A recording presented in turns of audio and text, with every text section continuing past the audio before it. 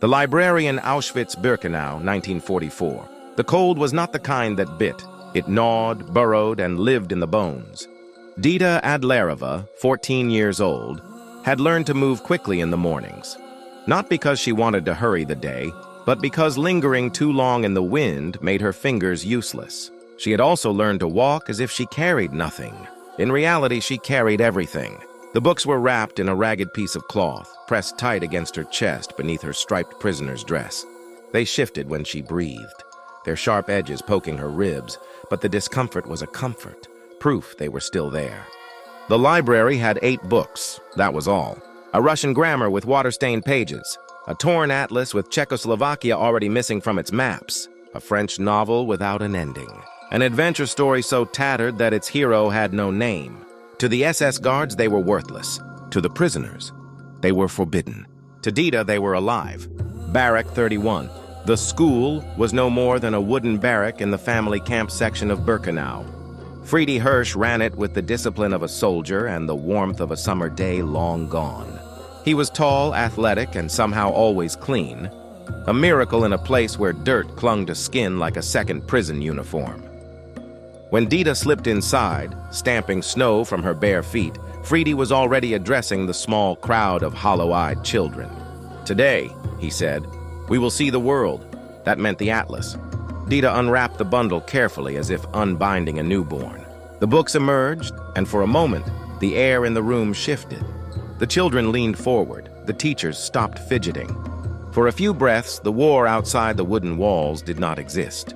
A teacher, a man with trembling hands, traced rivers on the faded maps. "This is the Danube," he whispered to the children. "It begins here and here and here." A girl in the front row asked, "Does it still flow?" Dita's chest tightened. The Danube flowed, yes, far away in a world that had forgotten they existed. The risk and inspection could come at any time. SS boots might pound on the wooden steps, the door might fly open, and the library would be seized. There would be no trial. Friede's eyes met hers as the lesson continued. He did not have to say it. If they come, you hide them.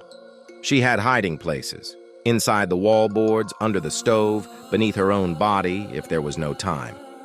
She had imagined it many times, curling herself over the books, letting them find her instead of them. Books could not run, so she would be their legs. The losses people disappeared daily, sometimes at night, sometimes in the middle of a sentence. Teachers, students, friends, gone without goodbye. Friede spoke often of keeping the children's minds alive even if their bodies would not survive. And then one morning, Freddie himself was gone. Whispers said suicide. Others said he had been poisoned after confronting the SS about the fate of the children. Dita did not ask. The ache in her throat was answer enough. She kept the books moving. That was her answer to his absence. The end of the camp. In January 1945, the guards grew restless. Rumors ran faster than the cold wind. The Soviets were coming. Orders came to evacuate. Prisoners were sent on death marches or herded into cattle cars. Dita did not remember losing the books. She remembered only the chaos, the shouting, the running, the cold so deep it turned tears to ice before they could fall. She ended up in Bergen-Belsen, where disease stalked the camp like a shadow. There she nearly died. Typhus burned through her body, and she floated between fever dreams of maps, grammar lessons, and Friede's voice saying, "Today we will see the world." After liberation came in April.